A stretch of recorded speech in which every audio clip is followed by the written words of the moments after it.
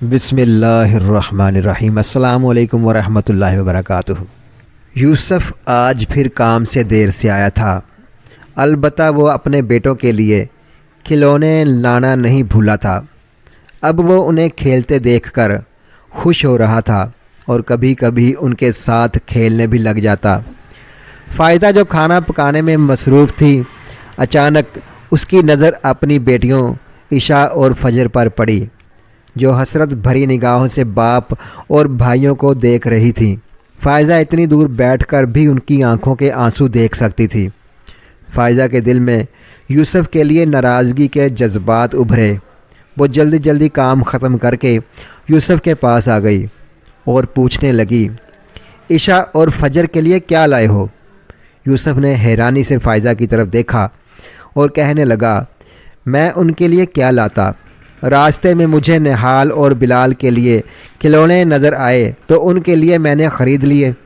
یہ سن کر فائزہ کو بہت غصہ آیا اور ان دونوں کی لڑائی ہو گئی۔ ہر دفعہ یوں ہی ہوتا، یوسف نہال اور بلال کے لیے ضرور کچھ نہ کچھ لاتا، مگر بیٹیوں کے لیے شاذ و نادر ہی کبھی کوئی چیز لاتا تھا۔ فائزہ کو اب یقین ہوتا جا رہا تھا کہ یوسف بیٹیوں کی نسبت بیٹوں سے زیادہ پیار کرتا ہے اور عشاء اور فجر باپ کے پیار کو ترستی ہے۔ یہ سوچ فائزہ کے دل و دماغ پر اس طرح حاوی ہو گئی کہ اس کے دل میں نہال اور بلال کے لیے شدید نفرت پیدا ہونے لگی۔ وہ بلال اور نہال سے نفرت کا اظہار کرنے لگی تھی، لیکن یوسف کی وجہ سے چپ ہو جاتی۔ یوسف فائزہ کے اس رویے سے سخت پریشان تھا۔ اس کو سمجھ نہیں آتی کہ فائزہ بچوں کے ساتھ کیوں ایسے پیش آتی ہے۔ فائزہ کے دل میں خیال آیا، اگر نہال اور بلال نہ ہوتے تو یوسف اپنی ساری توجہ اور محبت عشاء اور فجر کی طرف دے گا۔ اب وہ ہر وقت یہی سوچتی رہتی اور ہر کام غائب دماغی سے سر انجام دیتی۔ فائزہ کی مسلسل غائب دماغی کی وجہ سے یوسف نے اس سے بات کی کہ ایسا کیا مسئلہ ہے جس کی وجہ سے وہ پریشان ہے۔ وہ ہر دفعہ بات ٹال دیتی۔ ایک دن یوسف کام سے گھر واپس آیا تو اسے گھر کی فضا میں عجیب وحشت محسوس ہوئی۔ اس کی دنیا لٹ چکی تھی۔ وہ صبح صحیح سلامت نہال کو چھوڑ کر گیا تھا اور اب صحن میں وہ مردہ حالت میں پڑا تھا۔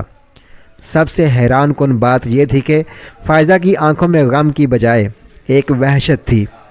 ابھی وہ اسی صدمے میں ہی تھا کہ چند مہینوں بعد یوسف کو اپنے 4 سالہ بیٹے بلال کی اچانک موت کی خبر ملی۔ یوسف کو یقین ہی نہیں آ رہا تھا کہ اس کے دونوں بیٹے اس دنیا میں نہیں رہے۔ وہ ہر وقت اسی سوچ میں مبتلا رہتا کہ اس نے ایسا کیا کیا جس کی اسے اتنی بڑی سزا ملی۔ اسے کبھی کبھی اپنی بیوی پر شک ہوتا، شاید بیٹوں کی موت میں اس کا کوئی ہاتھ ہے، لیکن وہ یہ سوچتا کہ کوئی ماں کبھی اپنے بچوں کو قتل نہیں کر سکتی۔ فائزہ کو ہر وقت اپنا سانس گھٹتا ہوا محسوس ہوتا۔ اسے لگتا کہ اس کے بچے اسے بلا رہے ہیں۔ وہ رات کو اٹھ کر چیخیں مارتی۔ فائزہ کو اپنے بچوں کی روح نظر آتی۔ یوسف پہلے سمجھا کہ شاید ابھی تک صدمے میں ہے۔ وہ اسے پیار سے بہت سمجھاتا، لیکن فائزہ پر کسی چیز کا کوئی اثر نہ ہوتا۔ فائزہ کی حالت دن بدن بگڑتی جا رہی تھی۔ یوسف نے کافی علاج کروایا، لیکن بے سود رہا۔ یوسف نے کچھ عرصے کے لیے گھر سے کہیں دور جانے کا پروگرام بنایا تاکہ فائزہ کو جلد از جلد اس صدمے سے باہر نکالا جا سکے، لیکن فائزہ کی صحت پر کوئی خاطر خواہ اثر نہ ہوا۔ ایک روز فائزہ گہری سوچوں میں گم تھی۔ یوسف کافی دیر سے اسے نارمل کرنے کی کوشش کر رہا تھا۔ اچانک وہ پوچھنے لگی، کیا تم اپنے بیٹوں سے بہت پیار کرتے تھے؟ ہاں، میں اپنے بچوں سے بہت پیار کرتا ہوں، مگر تم یہ کیوں پوچھ رہی ہو؟ اگر تمہیں پتہ چلے کہ تمہارے بچوں کو کسی نے قتل کیا ہے تو تم کیا کرو گے؟ میں 1 منٹ بھی نہیں سوچوں گا اور ویسے ہی اس کا قتل کروں گا، جیسے اس نے میرے بچوں کا کیا۔ اس روز کے بعد فائزہ مزید ذہنی دباؤ کا شکار ہو گئی۔ اب وہ ہیضیانی کیفیت میں اپنے بیٹوں کو یاد کرتے ہوئے ایسے باتیں کرتی جن سے یوسف کے دل میں پھر شک پیدا ہونے لگا۔ ایک دن یوسف معمول سے جلدی گھر آ گیا۔ فائزہ ایک اونچے ٹیلے پر بیٹھی ادھر ادھر دیکھ رہی تھی کہ اچانک اس کی نظر عشاء اور فجر پر پڑی، جو اپنے باپ کے ساتھ کھیلنے میں مصروف تھی۔ یہ دیکھ کر فائزہ کو خوشی محسوس ہوئی، ساتھ ہی ساتھ اسے اپنے بیٹوں کی شدید کمی بھی محسوس ہوئی۔ اسے ہر جگہ نہال اور بلال کی آوازیں اور شعلے نظر آنے لگے۔ اسے اپنا دماغ پھٹتا ہوا محسوس ہوا، اس کا سانس بند ہونے لگا۔ یوسف کی نظر اچانک فائزہ پر پڑی۔ اس کی بگڑتی حالت دیکھ کر یوسف اس کی طرف لپکا، لیکن فائزہ کے الفاظ نے اس کے قدم جما دیے۔ میں نے اپنے بچوں کو مار ڈالا، قتل کر دیا میں نے اپنے بیٹوں کو۔ یوسف نے نفرت بھری نگاہ فائزہ پر ڈالی اور پوچھا، تم یہ سب کیسے کر سکتی ہو؟ تم نے اپنے ہاتھوں سے ہی اپنے بچوں کو مار دیا۔ تم کیسی ماں ہو؟ تم تو ماں کہلانے کے بھی لائق نہیں ہو۔ کوئی ماں اس حد تک ظالم نہیں ہو سکتی۔ تم نے ایسا کیوں کیا؟ یہ سب کچھ میں نے اپنی بیٹیوں کے لیے کیا ہے۔